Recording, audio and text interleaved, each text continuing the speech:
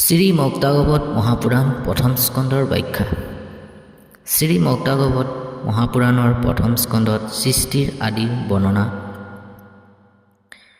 এই কাহিনী ধৰ্মৰ অৱনতিৰ সময়ৰ ভগৱানৰ অৱতাৰ গ্ৰহণ আৰু ভক্তিৰ গুৰুত্ব বৰ্ণনা কৰা হৈছে। এই স্কন্ধত মূলত ভাগৱতৰ পটভূমি আৰু ভক্তিৰ দৰ্শন উপস্থাপন কৰা হৈছে। এই স্কন্ধটোৱে ভাগৱতৰ চূড়ান্ত লক্ষ্য, ভক্তি পথ আৰু ধৰ্মৰ প্ৰতি দৃষ্টিভংগী স্পষ্ট কৰে। ভাগৱতৰ প্ৰথম স্কন্ধৰ মূল বিষয়বস্তুসমূহ: ভাগৱতৰ মহিমা আৰু উদ্দেশ্য। প্ৰথম স্কন্ধৰ আৰম্ভণিতে শ্ৰী মক্তাগৱতৰ উদ্দেশ্য বৰ্ণনা কৰা হৈছে।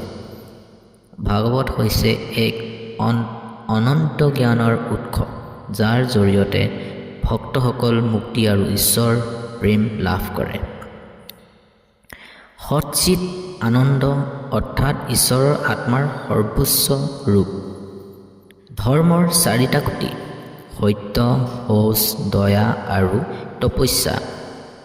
কলিযুগত এইবোৰৰ অধোগতিৰ সময়ত ভাগৱত দৰ্শনেই ধৰ্মক স্থাপন কৰে।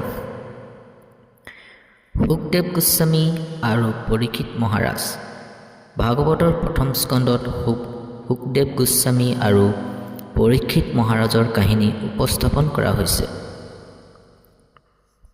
পৰীক্ষিত মহাৰাজে কলিযুগত ধৰ্মৰ অধোগতি চোৱাৰ পাছত ঈশ্বৰৰ চিন্তাত মনোনিৱেশ কৰে। শুকদেৱ গোস্বামীয়ে পৰীক্ষিত মহাৰাজক শ্ৰৱণ, কীৰ্তন, স্মৰণৰ মাধ্যমে ঈশ্বৰৰ সাধনা কৰিবলৈ উপদেশ দিয়ে। ভগৱানৰ অৱতাৰবোধ আৰু ধৰ্মৰ প্ৰতিষ্ঠা।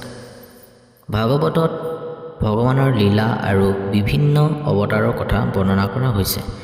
প্ৰথম স্কন্ধত কলা যুগত ধৰ্মৰ অৱক্ষয়ৰ সময়ত কিদৰে ভগৱানে স্বৰূপ প্ৰদৰ্শন কৰে তাৰ ওপৰত আলোকপাত কৰা হৈছে।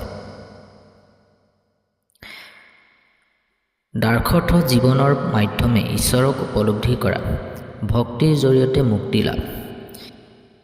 ঋষি ব্যাসদেৱৰ জ্ঞান আৰু অনুশোচনা।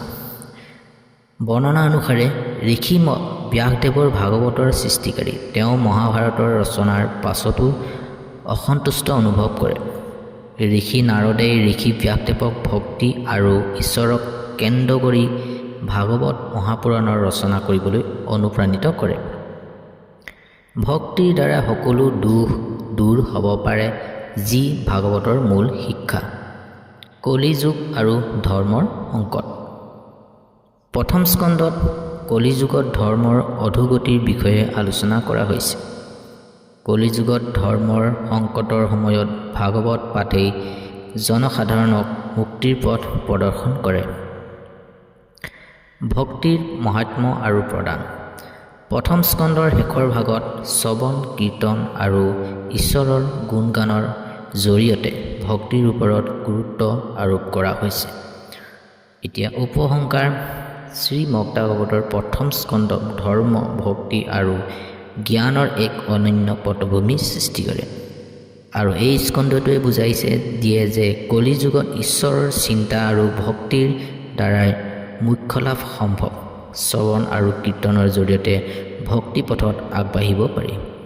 আজিৰ এই ভাগৱতৰ প্ৰথম স্কন্ধটো ইমানতে ব্যাখ্যা আপোনালোকৰ সামৰণি কৰা হ'ল।